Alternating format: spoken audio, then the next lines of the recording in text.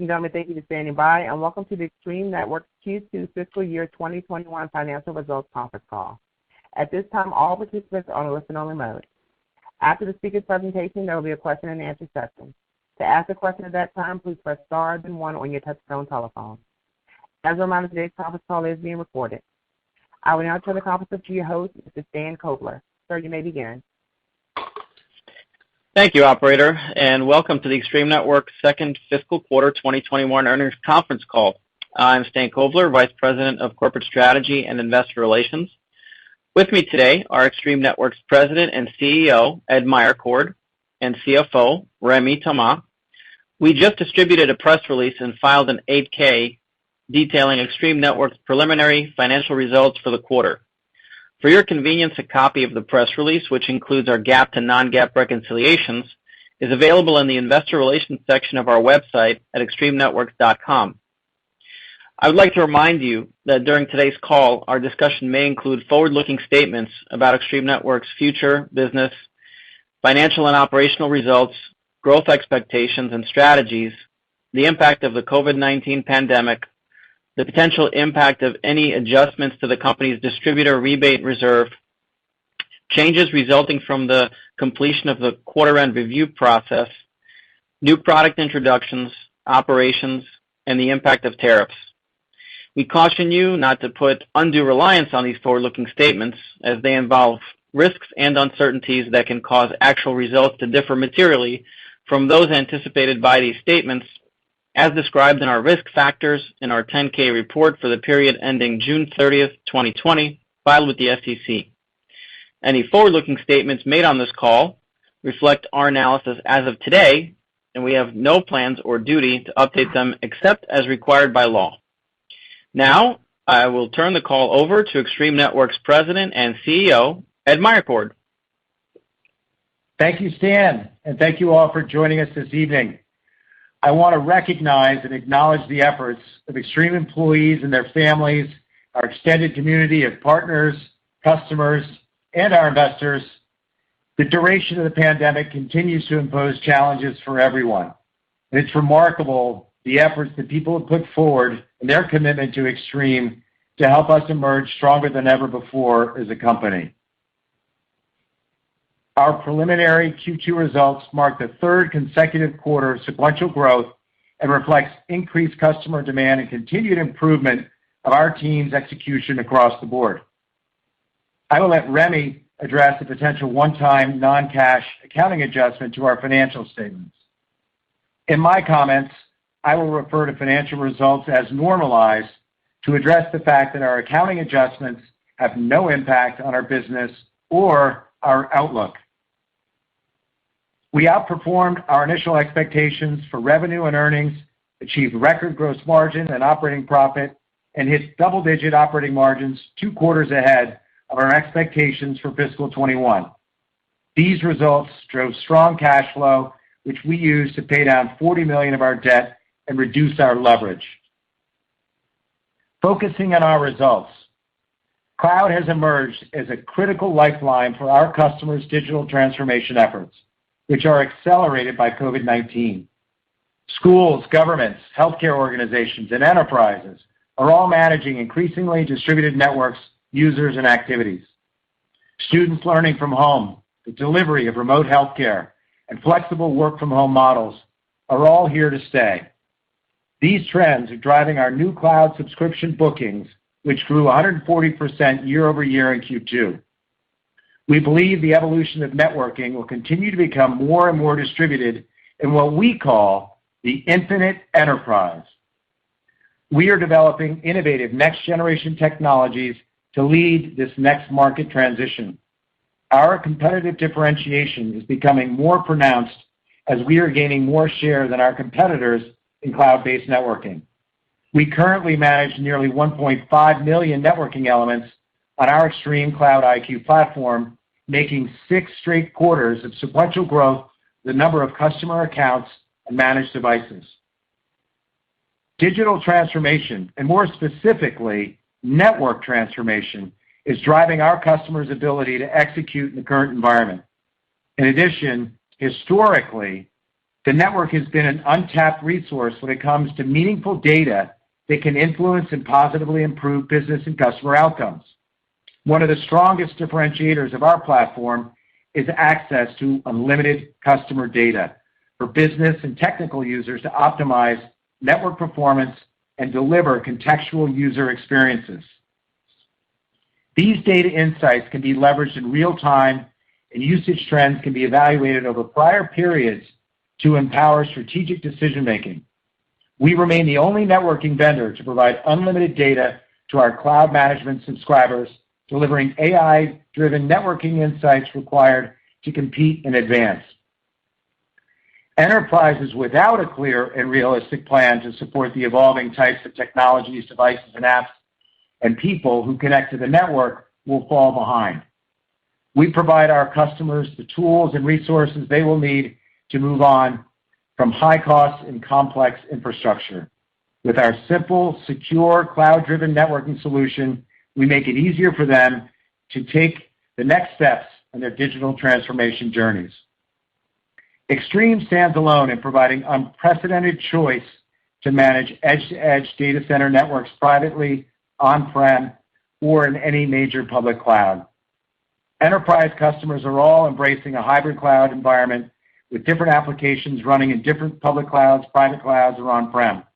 Our ability to support network connections and to manage seamlessly in all cloud environments provides unmatched flexibility and effortless experiences.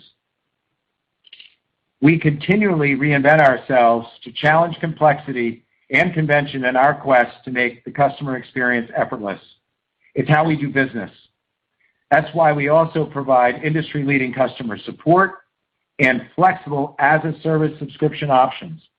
Our simplified portable cloud licensing and universal hardware platforms can adapt to new use cases in the push of a button, providing much-needed flexibility and investment protection. Our sales growth is being driven by our go-to-market transformation. Our new sales leadership is driving results, yielding more opportunities through the channel. By making our channel strategy the main engine for growth, which increases customer focus and opportunity management, and by cloudifying and refreshing our portfolio, we have transformed our business. We created more feet on the street with our channel partners and put more trained sellers on the ground. We flipped the script on funnel creation, with Cloud Channel contributing over 2.5 times more pipeline and leads creation than in fiscal 20. This is a fundamental and structural change in our business that we believe will make our growth more sustainable. Our strategic sellers are thus more focused on larger and more strategic opportunities, driving business with new and existing customers. 39 customers spent over $1 million with Extreme in Q2, about twice the usual number. We expect this growth to spill over into Q3 as we expect better than usual seasonality in the March quarter.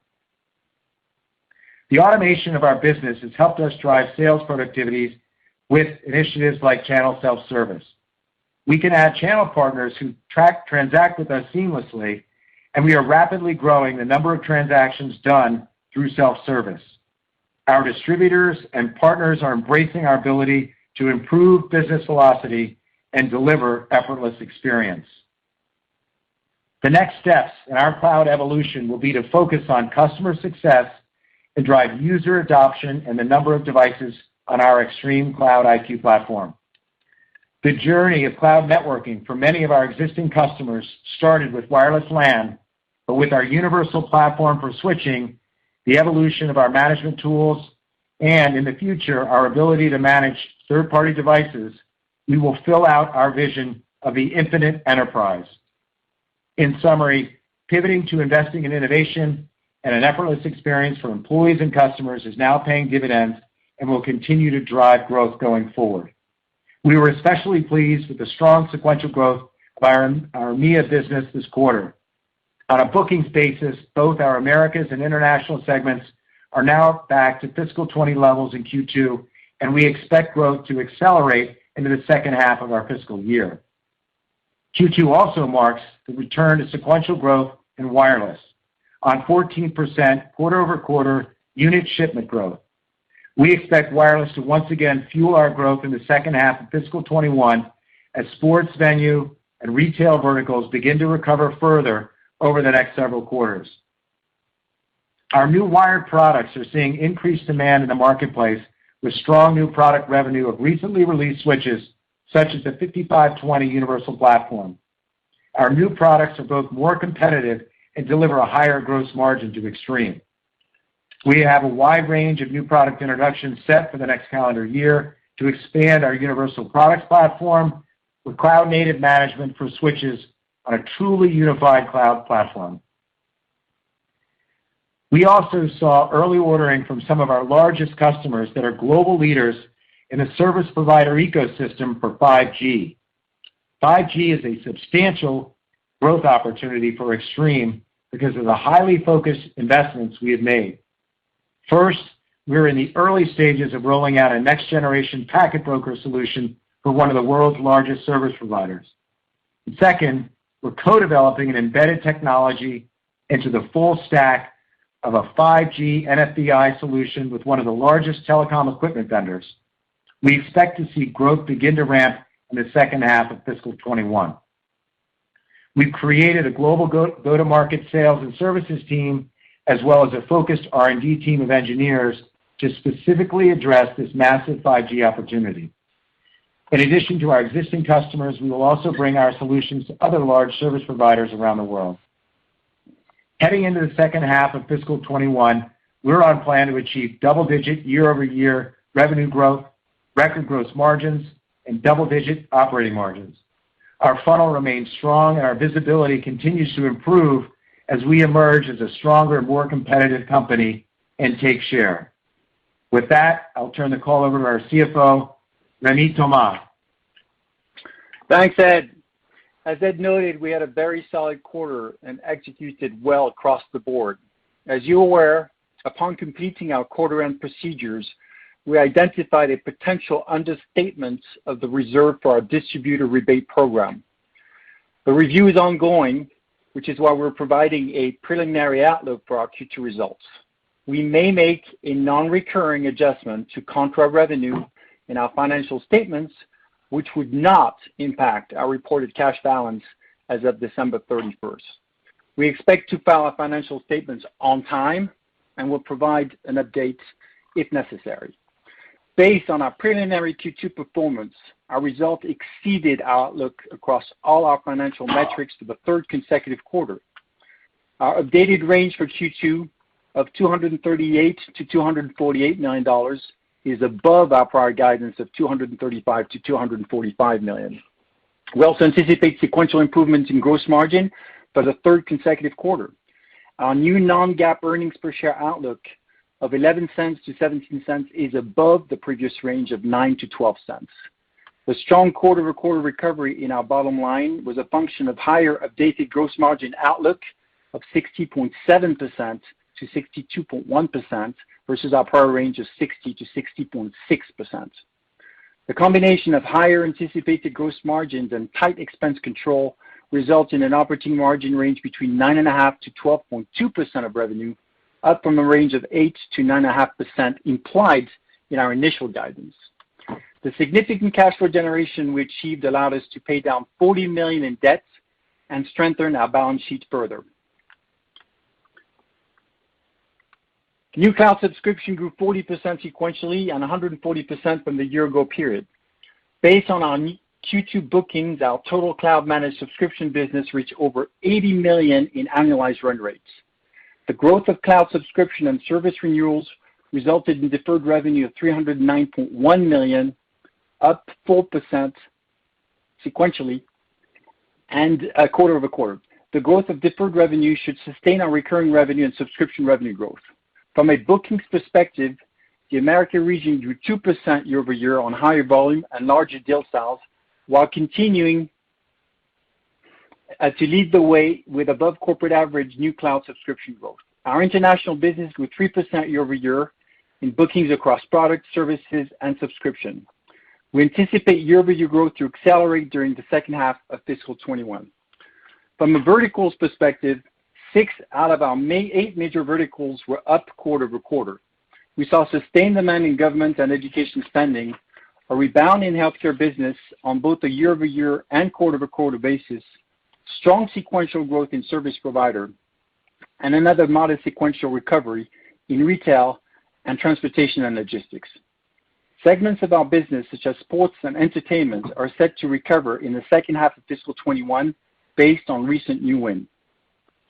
Our updated non-GAAP gross margin outlook reflects expectation of an improvement in product gross margin driven by higher volume, a greater mix of higher margin new products, and lower freight and tariff costs.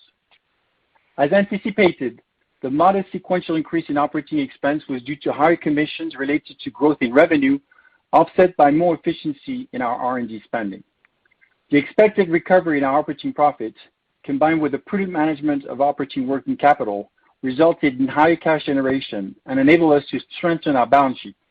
After paying down $35 million to complete the repayment of our $55 million in revolving debt and making a principal payment of $4.8 million on our term loan, we ended Q2 with $184 million in cash and equivalents compared to $193 million at the end of Q1. This resulted in a net balance of $172.3 million, down from net debt balance, down from $202.9 million in Q1 and $234.9 million in the year-ago quarter. We made sequential progress in reducing our inventory levels to $49.9 million, down from $55.8 million at the end of Q1. The year-over-year and quarter-over-quarter decreases in inventory largely reflects improved demand planning, SKU rationalization, and higher inventory turnover. Now turning to guidance. We expect Q3 revenue to be in the range of $240 to $250 million, a better than seasonal quarter. Q3 GAAP gross margin is anticipated to be in the range of 58.4% to 59.5%, and non-GAAP gross margin in the range of 61.5% to 62.5%. Q3 GAAP operating expenses are expected to be in the range of $137.6 to $139.6 million, and non-GAAP OpEx in the range of $126 to $128 million. The sequential increase in OpEx is primarily related to higher sales commission we anticipate and higher salary accruals, as well as the FICA accrual reset. Q3 GAAP earnings are expected to be in a net loss in the range of $5.5 million to a net income of $1.1 million, or a loss of 4 cents to earnings of 1 penny per share. Non-GAAP net income is expected to be in the range of $13.5 million to $20.1 million, or 11 to 16 cents per diluted share. In Q3, we expect average shares outstanding to be approximately 124.7 million on a GAAP basis and 126.6 million on a non-GAAP basis. With that, I will now turn it over to the operator to begin the question and answer session. Thank you.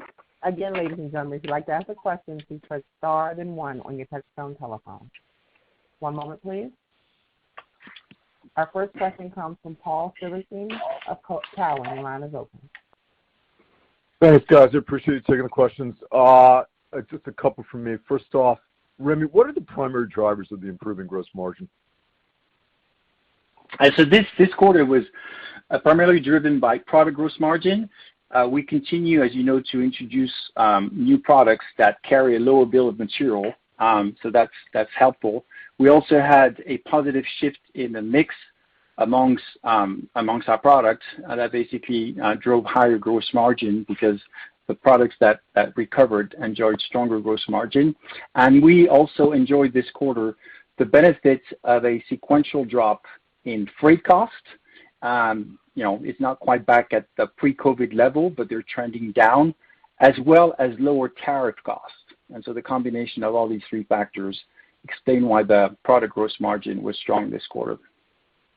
All right, before I ask you, Annette, about visibility and revenue, on gross margin, I trust there's not much of any risk of gross margins backsliding below that 60% level. You guys are now nicely above that.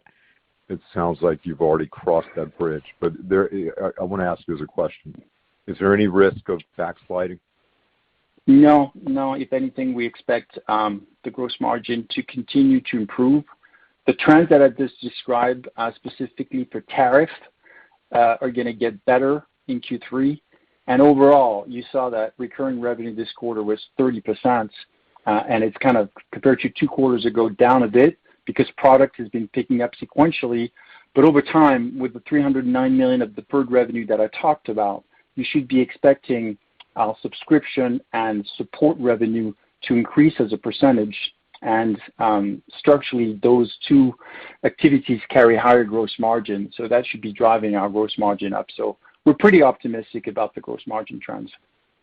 Yeah, that's what I figured, and I appreciate you anticipating my question, which is it possible to quantify at this point, now that you've crossed the 60% bridge and directionally things are improving, is it possible to quantify over the next year or 2 what a reasonable best case gross margin profile, what you could attain if things go right? We feel comfortable about the ability for us to maintain it in the 61.5 to 62.5 for the next couple quarters. As we see the recurring revenue trending higher, that number could go up. But for let's say the next few quarters, you should be thinking of us as being a 61.5 to 62.5% gross margin company. All right, one last question for me, if I may. On visibility, I think last quarter you and Ed had commented that business trends relative to global macroeconomic lockdown, that you were seeing constant improvement on a quarterly, monthly, weekly, almost daily basis. Is that continuing? If we think of monthly and weekly progression, are you continuing to see business activity pick up as a general proposition, if not perfectly linear, but on an ongoing basis? And tied to that, how much of the strength is government and education tied to E-rate? I assume that's part of it, but how much of the strength is tied to that? And then I'll pass it on. Thanks, guys.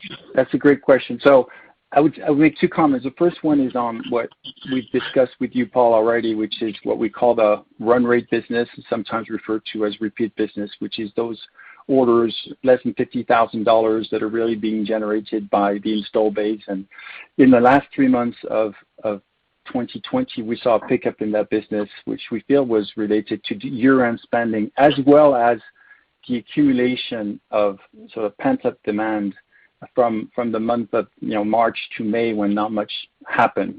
And so that trend we really saw across the board. As we now enter January and going into the March quarter, obviously we don't benefit from the year-end seasonality, but we do see this run rate business continue to be healthy. That's the overall. And then if I look at the verticals, education and government were clearly the strongest verticals. If you think about Q4 of fiscal 20 and Q1 of fiscal 21, what we've seen in the last quarter is other segments which had been subdued, and I'm thinking specifically of healthcare, as well as service provider and communications equipment, starting to pick up as early as Q2, which bodes well for us. The next, that we expect to pick up, which has not yet, would be sports and entertainment, which is stuck at less than 2% of bookings right now. But we do have those new wins specifically with MLB. That should allow this vertical to be the sort of the final one to pick up in the quarters to come. Ed and Remy, if the world... Go ahead, Ed. I'm sorry. I was just going to say, Remy, I think Remy did a great job answering that question. And the one thing that it shouldn't be lost, Paul, and it does relate to the gross margin question, is that we implemented what we call channel self-serve, which now our partners, and I think we have to shout out to the partners of Extreme. We're seeing a lot of activity and growth with partners in the channel that really want to work with Extreme. They're embracing our cloud. So our partners are driving growth, and then what we're doing as far as all of our lead gen activities, we're pushing that out through partners, and then we're supporting our partner teams in a different way than we did before. And then we're allowing, as we referenced, sellers to really get out and sell larger customers. So I would say that's, as it relates to COVID, we're seeing the return of some verticals like sports venue and then also retail coming back. And then I think, as everybody understands from the economic news last week, the economy remains strong. And from that standpoint, we continue to see strength. And Extreme is a smaller player relative to some of the larger players in the industry, and we're taking share. So for Extreme, large, very, very small incremental share gains means a lot to our top line and to growth for Extreme, and we are clearly taking share here. Thank you. Our next question comes from Christian Schwab of Craig-Hallum. Your line is open. Great, thank you. My only question has to do with the 5G opportunity, and I know you guys, Ed, you've used the word substantial, and then you used the word massive. Should we be thinking about that as kind of I guess at $1 billion plus potential run rate, kind of, you think, should we be thinking about that as like a $50 to $100 million revenue opportunity? Yeah, it depends over what period of time, Christian. Over the long term, it's much bigger. So, we talk about two different growth vectors. One is with a specific next-gen packet broker where we see ourselves being, full, I'll call it 12, 18 months ahead of any other competitor in the industry. We have a very large customer that is a long-standing customer, and our application is dialed in and pretty unique to them. However, the technology could be applied to other service providers around the globe, and the technology differentiation is real. In the second case, we have one of the world's largest telecom infrastructure providers as we're built into their solution. And then they're going out to service providers for 5G. So we have an opportunity, leveraging that relationship to go out to all the service providers around the world, and that could, based on their competitive position in the market, we see that taking off. In addition to that one opportunity and that one growth vector within that company, there are other growth vectors that are available, and we have one of the highest vendor ratings of any of their vendors, and they will open doors for us for new opportunities. So I think you're a little short in terms of how you're thinking about the market potential for Extreme. We're taking a long-term approach here and what this could be. Obviously, we're not providing guidance on a longer term, but I think you'd probably have to take it up a bit. Okay. And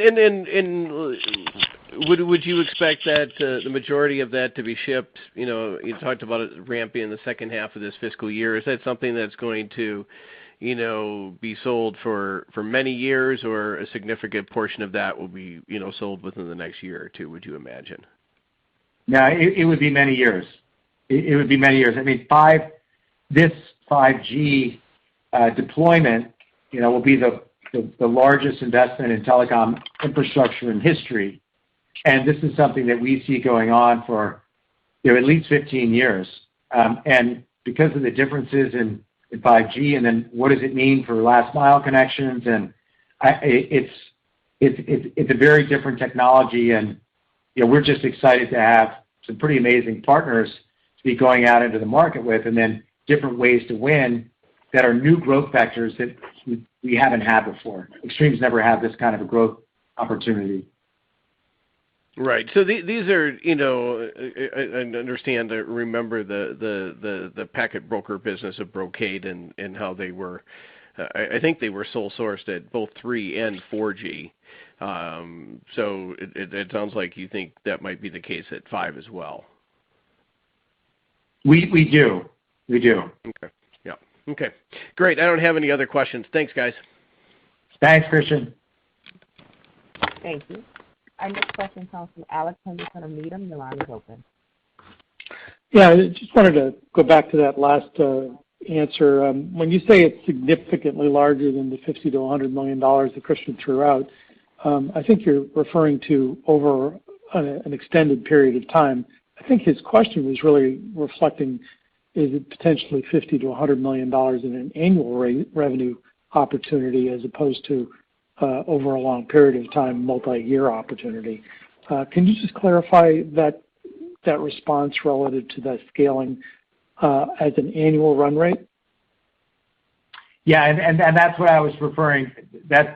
I answered the question the way you're thinking about it, Alex. And what I would do is we have an investor day coming. That it's over a long period then, not over a new No, year. no. The answer do you is think that it could be a 50 annual... to 100 million annually? Correct. Yes. Okay. The final question. Go ahead. Yeah, I was going to say. I think I was just mentioning we have an investor day coming up, and Nabil Bukhari, who he is our Chief Technology Officer as well as our Chief Product Officer and runs engineering. You'll have an opportunity to hear him go into great detail, and then we'll also share all of the new growth vectors that we have that relate around 5G and what it means. We've hired a new SVP who's going to be running this and taking what is, if you frame a $50 to $100 million opportunity on an annualized basis, if you go out a couple of years and have that kind of a target, we're talking about expanding the addressable market through other service providers.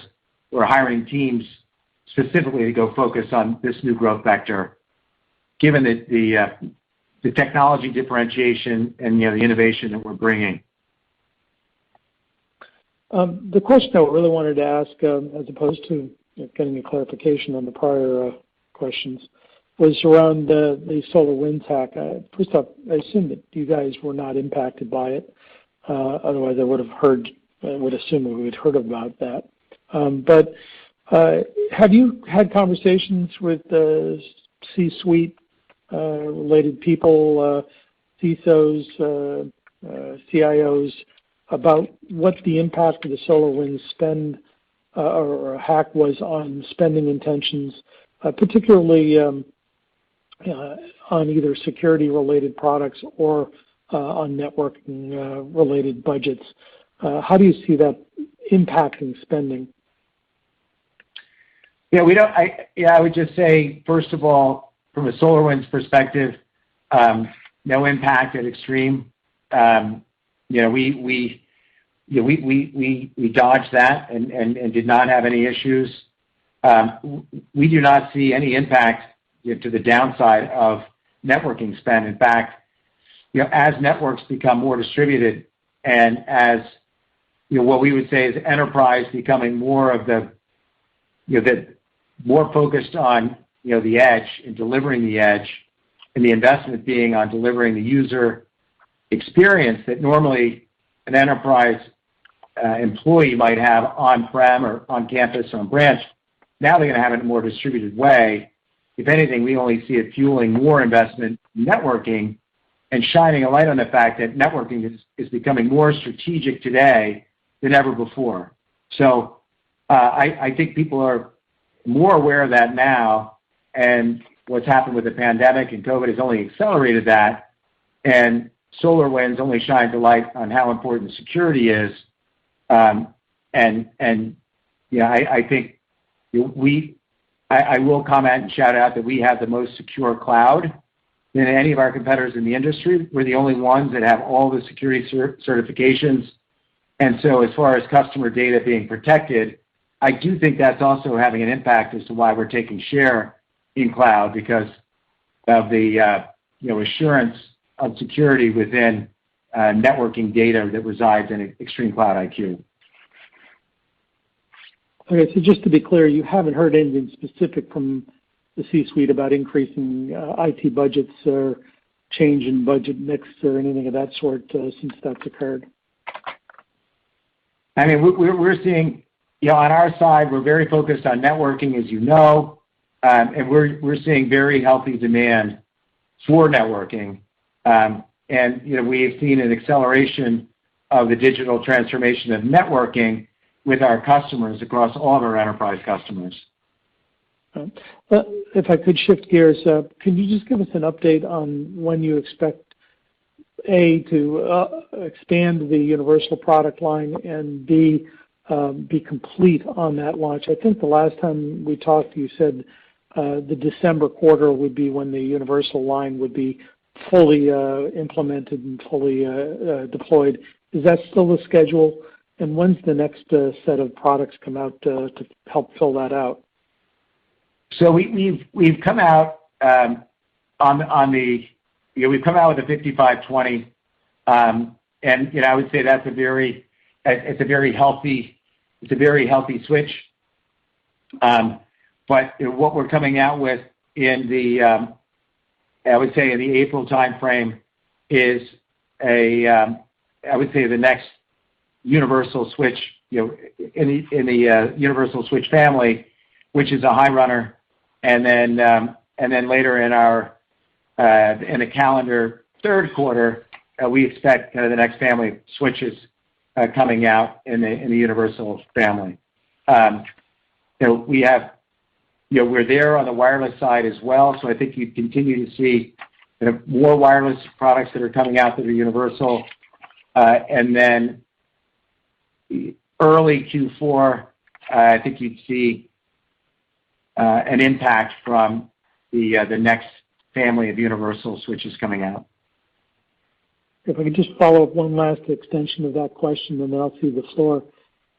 Remy, to the extent that your margins have already moved up towards the 62% level before you get those universal products out, how much uplift do you see from those products finally getting to full adoption and full availability for the full line, so that if we look out beyond that launch, is that another couple hundred basis points or 100 basis points, or what is the benefit that's still to accrue from integrating all your products with a similar set of functionality, parts and components and all that sort of good stuff?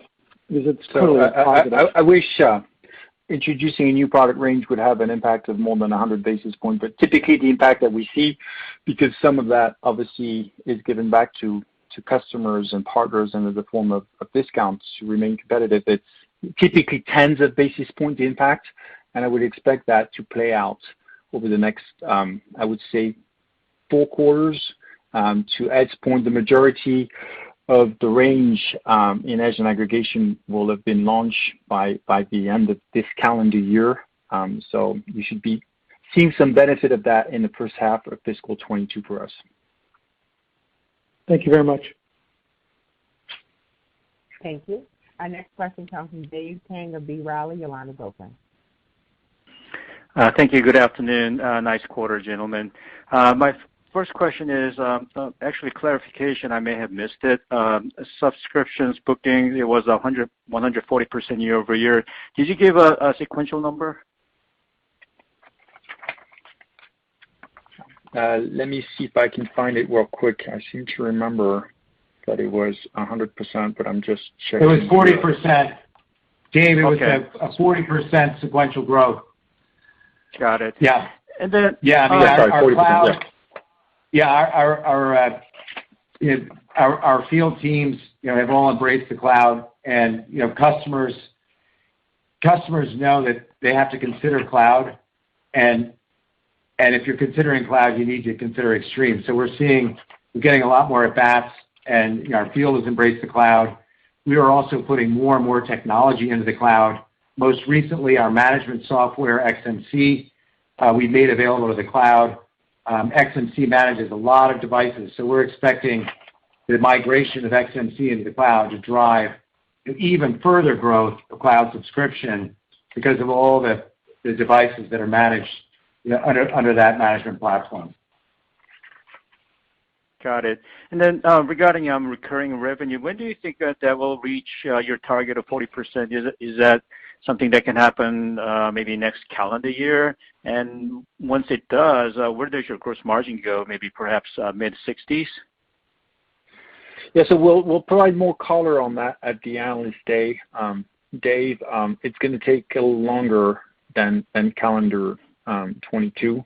I think we're probably 2 years out before we reach the high 30s. But hopefully, with the deferred revenue balance that I mentioned of $309 million and continuing to grow at more than 100% on a year-over-year basis, we see a path to getting there, but we won't be there for calendar 22. Okay, so maybe calendar 23, when you get close to that, where does your gross margin go?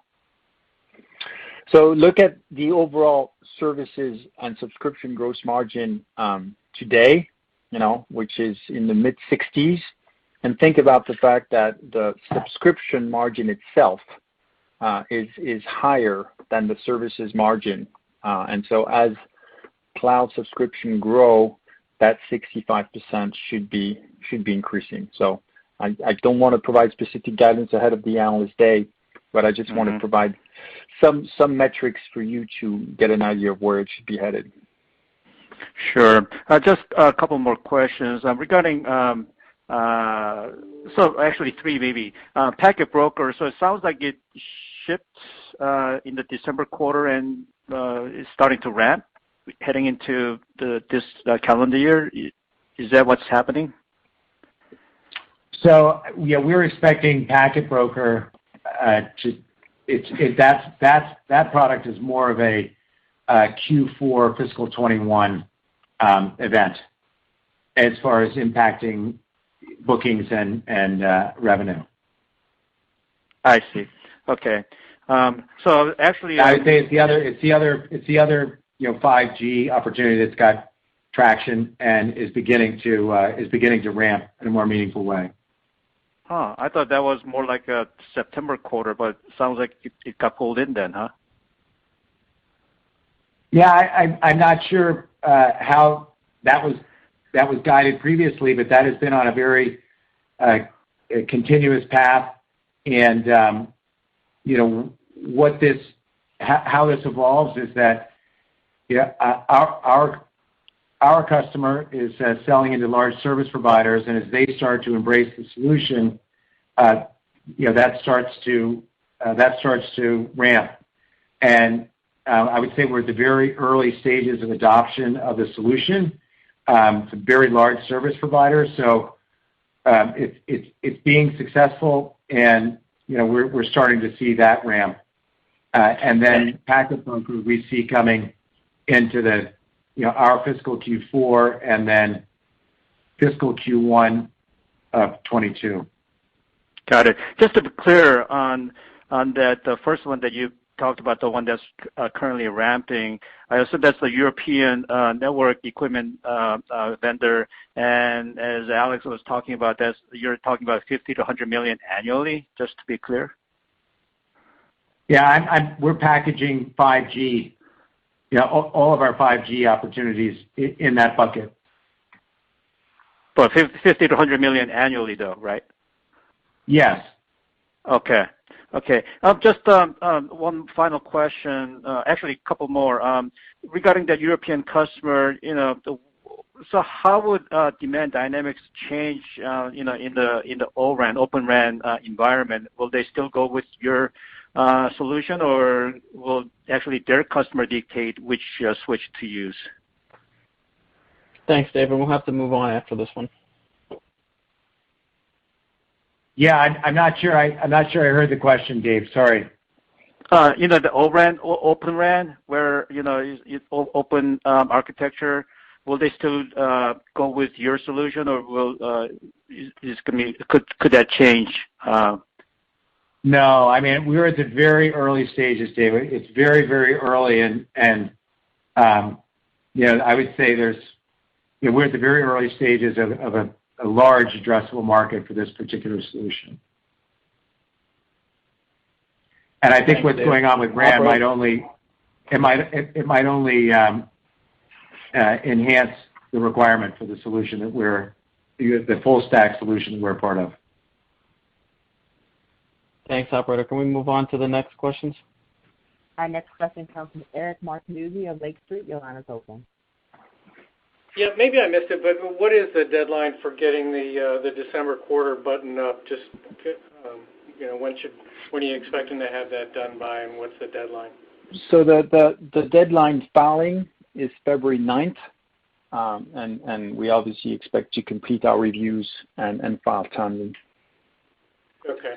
And then just understanding the pretty robust guide, certainly it was ahead of me and certainly ahead of consensus, but as I looked at that, I was anticipating, the Q3 to be down sequentially. What's behind that sequential growth that you're seeing here? If you could just, put it into a particular product bucket. Obviously, you've got the pipeline to support that $245 million guide at the midpoint. Take me a layer deeper, please. Yeah. So the fact that because we haven't completed our review of this potential adjustments, we're providing a wide range on revenue because assuming that there might be an impact and adjustment that would need to be made. And so that's why if you take the midpoint of the range that we're providing and you take the midpoint of the guidance, you're seeing a slight increase. But I would say that prior to this adjustment, we would have seen a slight decrease. So I want to specify that first of all. And secondly, as I mentioned in my first answer earlier, there are specific verticals that had not recovered as of December, and I mentioned specifically sports and entertainment. We're seeing also healthcare enjoying a recovery. It started this past quarter, is going to continue, and so those are helping us sort of mitigate the normal impact of the seasonality that you would typically expect in March. Gotcha. Yeah, and I would and just with a little more detail on that, we've seen we've seen pent-up demand for we won Major League Baseball. It's a huge win, a lot of stadiums, and with Major League Baseball, we have the league. It's not a hunting license to go after each club. So you'll see a lot of builds happening, and they want to get that done before spring training, et cetera. So we'll see that come back, as well as NFL spend and NASCAR spend, where we have significant presence and opportunities. So you see that. We're seeing service provider opportunities tick up, as we mentioned before. And in general, what we're seeing is the fact that we're getting a lot of interest in our cloud platform from a traditional enterprise perspective, and that cloud adoption and people being more interested in Extreme, wanting to hear as people look to cloud, to solving the distributed enterprise, and more people want to understand our solution, our differentiation, and it's just opening up more opportunities, and we were seeing it in our funnel. Thank you. Thank you. Our next question comes from Eric Superriger of JMP Securities. Your line is open. Yeah, thanks for taking the question. First off, on the Cloud IQ, can you talk about how the mix of products, how that profile is changing? Is it predominantly the Wi-Fi products, and are the wireline products starting to become a bigger piece of that? Yes, I would say today, a high 90% number would be wireless products. We came out with a 5520 that's got an embedded Cloud IQ license, and so we've started selling those. And as I mentioned in my comments, Eric, we're really focused on adoption. So we've sold the switches that have got embedded licenses, and now we're starting to see the very initial adoption, and then we're expecting that to ramp very quickly. I also mentioned that our XMC, which is our Extreme Management Center platform, that was a perpetual license, on-prem software, and we've made that part of our cloud offering. So I think you're going to see a lot of switches coming into our cloud associated with the migration of traditional perpetual software to subscription software from the cloud, with the migration of a lot of customers, and that's happening globally. Do you think switches could reach 5% in the next few quarters?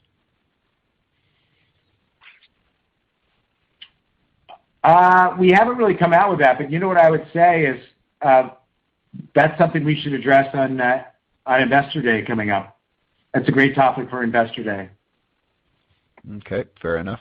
Can you talk a little bit about your supply chain, are there any component issues, or has the supply chain pretty much eased up at this point?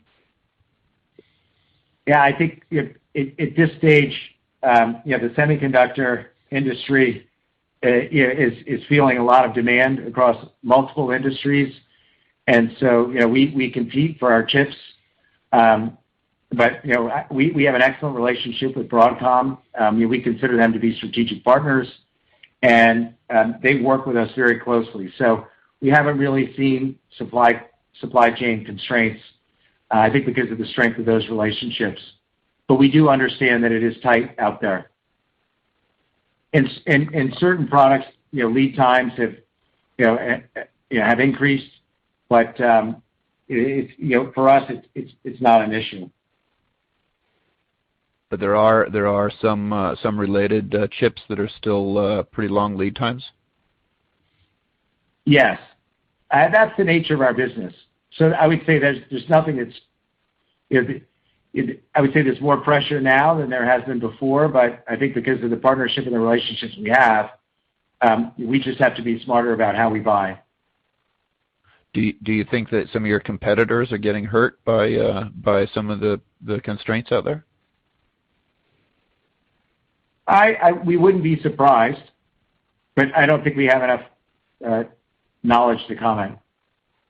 Okay. And lastly, can we assume tariffs are not a factor for you in light of having moved your supply chain in light of the new administration? I'm just wondering if that will make any difference from a tariff perspective. Actually, I was going to say that tariff, as I mentioned in my preliminary comments, have been a benefit to gross margin in Q2. And we expect it to continue to be the case, not because they have been removed, not because we have relocated our supply chain, which we still have a mix of China, Taiwan, and Mexico, but that mix has not changed, but more because we have implemented a new method in terms of the way we claw back those tariffs, and that has been a benefit to us in terms of the cost of the tariff that's embedded in our cost of goods sold. Is that going to improve if they get away from tariffs? It would actually improve. We're going to see the benefit of what I just described in fiscal Q3 and fiscal Q4. If for any reason the new administration were to remove tariffs altogether, then we would get that improvement to be sustained over time. Okay, very good. Thank you. Thank you. Our next question comes from John Roy of Water Tower Research. Your line is open. Great. Thank you very much. So, Ed, you were talking about enterprises being interested in your cloud. Maybe you could give us a little color on the larger client and enterprise business last quarter and what you project might be interesting going forward. Yeah, just to say that I missed the front of the question about. You were saying that enterprises were interested in your cloud business? Yes. And I was interested in how the large clients are looking at you guys these days. Yeah, I mean, I can give you an example of a very large customer and very large potential customer where we were in we displaced I would say the two largest competitors in our industry. One of the benefits that we have is that our largest competitor has got structural impediments and limitations to what they can offer via cloud. And when they compete for enterprise customers, it's almost like they're two separate companies, and they have very limited capabilities in terms of what they can do as far as this ubiquitous end-to-end cloud management platform. That's what we bring. So we have more breadth in terms of end-to-end cloud from the edge into the core of the network than any competitor in the industry. The second thing that we offer that is very differentiated from anyone else in the industry is cloud choice. So enterprise customers, it's a hybrid environment. And so they're multi-cloud because they have applications that are running in multiple different public clouds. They have applications running from cloud service providers and private clouds, and then they'll have their own certain applications that will run in their own hosted cloud. In our environment, we offer all three solutions, and we offer the capability to manage all of those environments from Extreme Cloud IQ. No one else can do that, especially the two largest competitors that we have. So if you're looking for flexibility in cloud choice, here you have one solution that provides you with the flexibility that no one else can provide, and that's a meaningful differentiator, and that's something that matters. Data is another thing that we talk about. Networking is the last place to unleash data, if you will. And if you think about all the intelligence that you have from a network, i.e., all edge devices that are connected, all users that are connecting, and then the applications that they're using, when are they using them? And there's a lot of insights that can be gained from the network. The idea that you can have a centralized network that gathers all those insights and you have one place to go to change business outcomes. Again, we're offering unlimited data, and why wouldn't you collect that data? Our competitors are not. Finally, security. We have the most secure cloud. We have ISO certifications, SOC certifications. So if you're worried about security, and I think everyone in the enterprise arena is worried about security, then I think you want to make sure that the data from your network is secure, and we're the only ones that can provide the level of security. So these are all serious differentiators, and it is clearly opened doors for us, and we're winning in competitive situations because of it. Great. Thanks, Ed. Thank you. Our next question comes from Woo Jin Ho of Bloomberg Intelligence. Your line is open. Oh, great. Thanks for squeezing me in. So Ed, can you just talk about the nature of the RFPs today? Are we starting to get to a point where RFPs are starting to look more like the pre-pandemic era, or are we still leveraging existing customers and customers are still looking around for upgrades to existing products? We see it changing. We see the industry evolving, and we're at the right place at the right time. Frankly, we've never been in a stronger competitive position because of our cloud. Because I think the traditional networking providers and where they have market share, I think as people are evolving their networks now more than ever, as people consider the new normal, the next normal, I think people want to get a different perspective, a different view. And so I think that's part of what's opening up doors for us at Extreme. So does that imply that you're able? We don't see the industry going back to the traditional model. Got it. Okay. And then a technology question, if I may.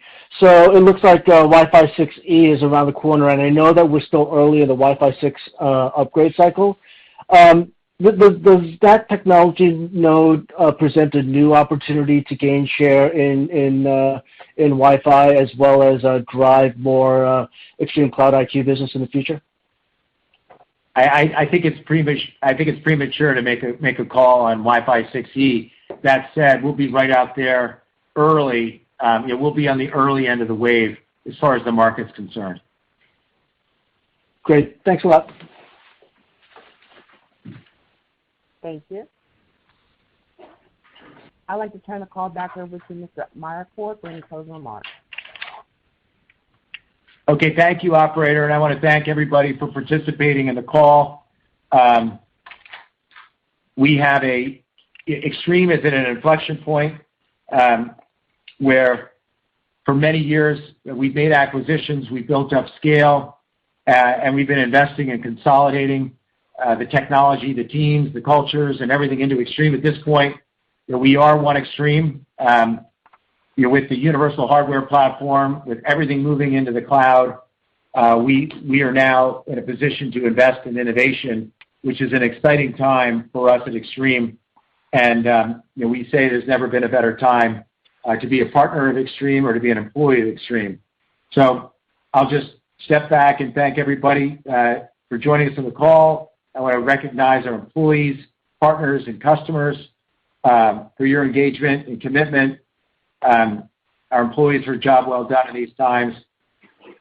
Register for Investment Day. I think there's going to be a huge amount of information that will be valuable. We're going to dive deep into the technology and the opportunity that we've got.